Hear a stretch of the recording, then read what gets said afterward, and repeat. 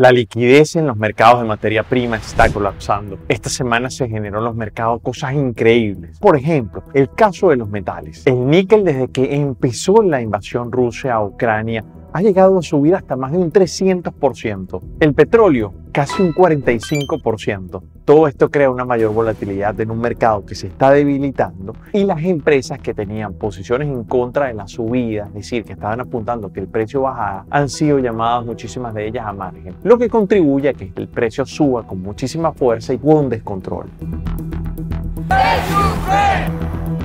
Por eso en este video, Frank, vamos a analizar lo que dijo el jefe de investigación de materias primas de Goldman Sachs y lo que pasó a principios de esta semana con el níquel. Todo esto contribuye a que los bancos centrales estén bastante atados de mano para poder controlar la inflación.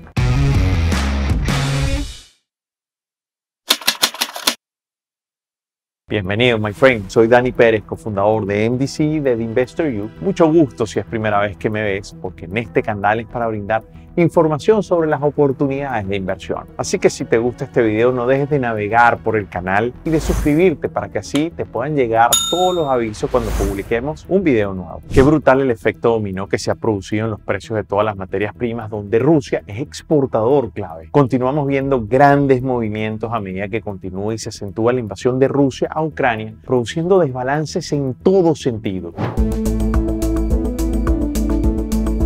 ¿Qué problema tan importante tienen ahora los bancos centrales para intentar equilibrar el control de la inflación, buscando seguir el crecimiento económico que se estaba esperando? Según el jefe de investigación de materias primas de Goldman Sachs, que se llama Jeff Currie, los mercados que están colapsando son los del petróleo, el gas, metales, agricultura, todo esto que obviamente desalienta a los inversores, tomando la liquidez y aumentando la volatilidad. Ahora, un pequeño paréntesis. Volatilidad, como te he explicado en videos anteriores, es simplemente la fluctuación o cambio en el precio en un periodo. Todo esto se está produciendo en una escalada de sanciones entre todas las partes involucradas, donde incluso hasta el mismo gobierno de Rusia las está imponiendo en sus exportaciones. También el gobierno de los Estados Unidos anunció que cesan todas las importaciones de petróleo y gas desde Rusia. Todo esto ha sido un toma y dame en un día súper pesado como fue el pasado martes. Un claro ejemplo de todo esto fue el níquel, que es un metal que ese mismo martes la Bolsa de Metales de Londres tuvo que suspender todas las negociaciones. El níquel es utilizado principalmente en el acero inoxidable y también en las baterías de iones de litio para los vehículos eléctricos. De hecho, escucha bien, Rusia es el tercer mayor productor de níquel. Esto según la cifra del Servicio Geológico de los Estados Unidos, y es la fuente del 17% del suministro del este material de primera calidad.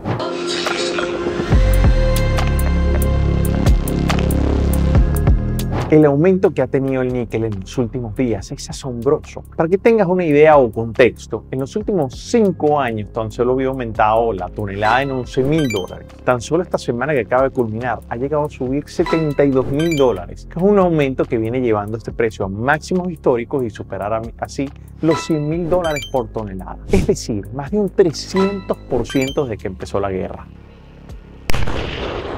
Ahora, muchos inversores tenían posiciones hacia la baja del precio, lo que se llama posiciones en corto, que esas son, como te digo, posiciones donde los inversores apuntaban al que el precio bajara y así ganan dinero y así las rentabilizan esa bajada de precio, lo cual, al no producirse, tienen que comprar en precios altísimos y de forma obligatoria, asumiendo así grandísimas pérdidas y catapultando mucho más el alza acelerada del precio de ese metal. Eso en inglés se llama short squeeze, que es como ahorcar a esos inversores que apuntaron a la bajada del precio de ese instrumento. De hecho, hay ejemplos de short squeeze muy recientes que pasaron sobre todo en épocas de pandemia, donde muchas acciones se hicieron súper populares en redes sociales y también en foros como el de Reddit. Un gran ejemplo fue el de la empresa GameStop, donde se alinearon muchos pequeños inversores a través de las redes sociales, de los grupos de estos foros de inversión como el de Reddit, y ellos lo que hicieron fue subir el precio de manera impresionante, invertir muchísimo para que el precio subiera y así producir grandes pérdidas a aquellas empresas o fondos de inversión que estaban invirtiendo hacia la baja del precio de esa acción.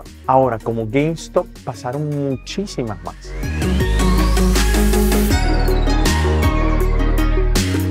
Ahora, pienso que esta vez está pasando algo muy parecido en todo este entorno tan hostil y desafiante. Por ejemplo, como te decía, el petróleo ha llegado a subir más de un 45% en los últimos días. Esos son movimientos obviamente derivados a lo que está pasando con Rusia, a la invasión a Ucrania. Pero para mí también ahí hay muchísima especulación que tiene como consecuencia una altísima volatilidad, se recorta la liquidez y para mí lo que va a seguir existiendo va a ser un aumento brutal, pero también unas bajadas brutales. Por eso hay que tener muchísimo cuidado. Porque, por ejemplo, por allá por enero, yo les decía, cuando veía el precio del petróleo, ya se veía algo que no era normal, no era solamente una subida por la recuperación de la pandemia. De hecho, te invito a que veamos este video que dije en su momento. Llegamos a ese precio importante que habíamos dicho hace tanto tiempo. Se llega esta semana, digamos la primera semana del mes de febrero. Es raro. Este precio ya después de aquí, si sigue pasando, que es muy probable que siga subiendo, es raro por varias razones. No es solamente reactivación económica, pareciera que hubiera algo más que pudiera estar anticipando el petróleo. Lo voy a seguir muy de cerca porque me llama muchísimo la atención la subida que estamos teniendo prácticamente non-stop desde el 20 de diciembre, cuando apenas estábamos en 67. Interesantísimo. Así que bueno, vamos a estar dándole seguimiento al petróleo porque el petróleo nos está diciendo algo que está en la geopolítica mundial que deberíamos estar analizando más de cerca, y ese tipo de movimiento lo podemos leer cuando tenemos este tipo de cosas. Espero que no sea nada bélico, así que bueno, vamos a estar bastante atentos, Frank. Y bueno, ahora vemos que el precio llegó a mi precio objetivo, pero miren cómo han crecido en tan solo días de manera exponencial. Bueno, así también pudiera estar bajando. Por eso, en este caso, debemos estar bien conscientes que estos movimientos son así, agresivos, que implican muchísima volatilidad, donde hay muchísima emoción, pero eso no significa que vaya a subir así por siempre. Así que, friend, si no tienes experiencia, estos movimientos suelen ser muy riesgosos y muy peligrosos, porque el mercado, así tan rápido como sube, así de rápido puede bajar. En los tiempos que estamos viviendo, todo puede cambiar en minutos. Por eso, este tipo de inversión pareciera que fuera más una apuesta.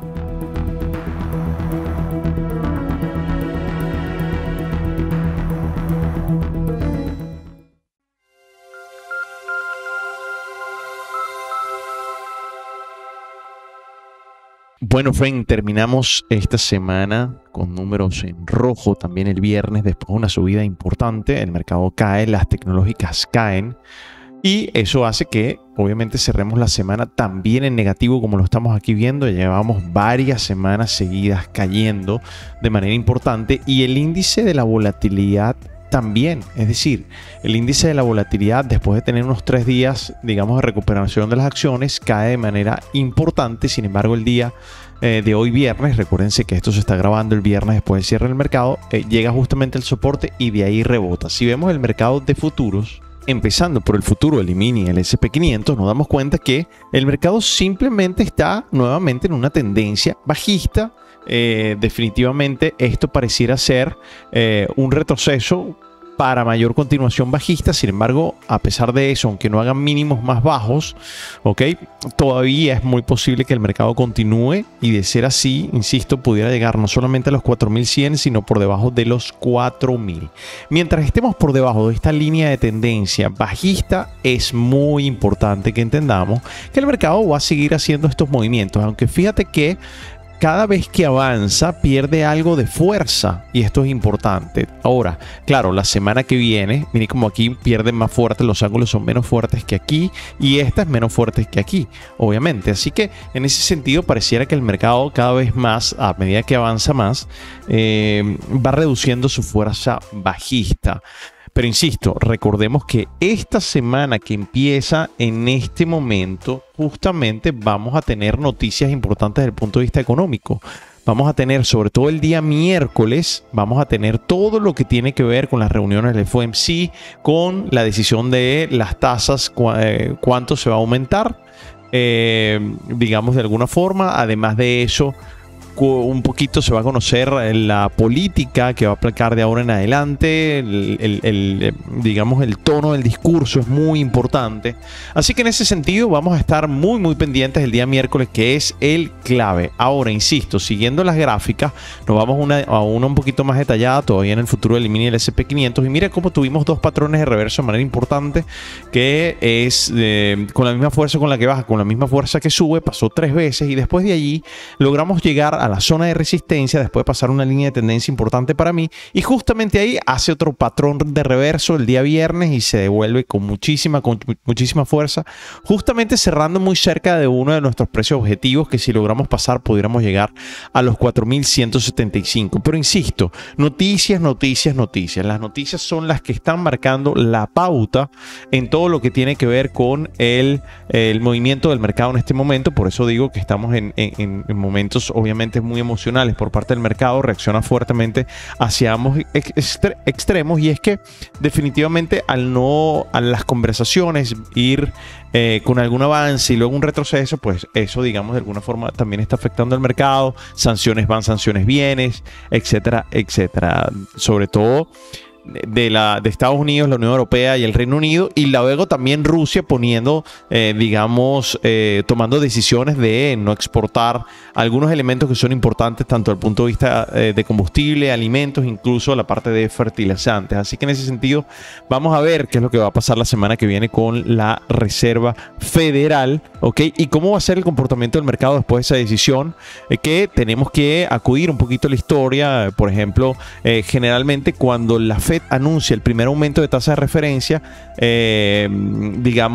más de 3 años, eso supone, digamos, de alguna forma que afecta obviamente las acciones, que yo creo que para mí eso está un poco descontado lo que se va a venir. Sin embargo, después debería desempeñarse bien en los 9 meses posteriores al aumento inicial. Así que vamos a ver qué pasa, porque así se dio el SP500 desde 1955. Así que va a ser bien interesante, lo que vayamos a ver de ahora en adelante. En el caso del Nasdaq también lo podemos ver cómo seguimos estando debajo de esa zona de resistencia importante, que es esa línea de tendencia, y pudiéramos entonces estar llegando definitivamente a los 12.750. Pero insisto, el miércoles va a ser día clave en ese sentido. Si fijan aquí una gráfica un poquito más detallada, hay un patrón doble techo y ahí cae de manera con fuerza y cae el soporte y ahí se mantiene. Así que vamos a ver qué pasa en el mercado estando justamente en ese soporte para ver cómo se va a comportar entonces de ahora en adelante, que insisto, estas tasas, este aumento de tasas también va a marcar un hito de cómo se va a mover el mercado de ahora en adelante. Recuerda que el mercado generalmente se mueve muchísimo más cuando sabes que viene una cachetada que cuando se da la cachetada, así que tengan en cuenta esa parte. El oro, después de llegar a nuestra zona de resistencia de los 2000, el mercado baja de manera importante y nuevamente vuelve a llegar al soporte ahora de 1960, que antes era resistencia. Y digamos, de alguna forma, en ese momento también, el día viernes, el mercado vuelve a subir y vamos a ver cómo empieza a abrir entonces en los próximos días. Insisto, para mí el oro sigo teniendo expectativa alcista durante este año 2022, así que va a ser muy importante. Esta línea de tendencia para mí va a marcar una frontera entre pensar en largo y pensar en corto, así que ténganlo en cuenta. El petróleo nuevamente casi llega a ese precio objetivo que les había marcado hace tiempo. Yo les había dicho 133, llegó a 130. Estoy hablando específicamente del WTI, del petróleo de Texas, y el mercado baja ahora y llega hasta el soporte, llegó incluso hasta los 106, que antes era precio objetivo, ahora es soporte, y de ahí el mercado se mantiene estable. Así que vamos a ver qué movimiento tiene, sobre todo después de la decisión de la apertura de algunos países, de que sí debería haber un aumento en la producción desde el punto de vista de la OPEP. Estamos hablando de Irak, estamos hablando de Emiratos, y al parecer sí están escuchando, digamos, a los Estados Unidos, pero la decisión la tenemos que conocer en estos días, y si esa decisión es favorable al aumento de la producción, bueno, vamos a ver cómo se mantiene el mercado o si reduce más, pero esta reducción es precisamente por eso. En el caso de las criptomonedas, como les decía, en los últimos 2 días tuvimos un soporte importante, sin embargo seguimos haciendo mínimos más altos. Lastimosamente aquí ni siquiera llegamos a la resistencia. Para mí hubiera sido un movimiento importante. Todo esto se produjo, esta subida, por toda la orden presidencial que firmó el presidente Biden, donde al parecer se asoma una apertura a los instrumentos digitales, por eso el mercado reaccionó de manera positiva, pero luego vuelve a bajar e insisto, mientras estemos por encima del precio de 37.000, deberíamos seguir subiendo al menos al precio de los 44 o 45.000 dólares. Si logramos pasar de ahí, nuevamente podríamos llegar al soporte de los 32.800. En el caso de Ethereum, exactamente igual, el patrón se repite, llegamos a la zona de resistencia que tenemos aquí en un indicador y el mercado empieza a bajar, así que va a ser importante que si logramos pasar el precio de los 2.447 pudiéramos llegar al área de los 2.200. Cardano igual, también con obviamente menos correlación positiva, el mercado igual baja y en este momento estamos en 0.79. Hay que estar muy pendiente que si logramos pasar de ahí, cuidado que pudiéramos llegar a la siguiente zona de compradores que sería 0.44. Pero en estos tres instrumentos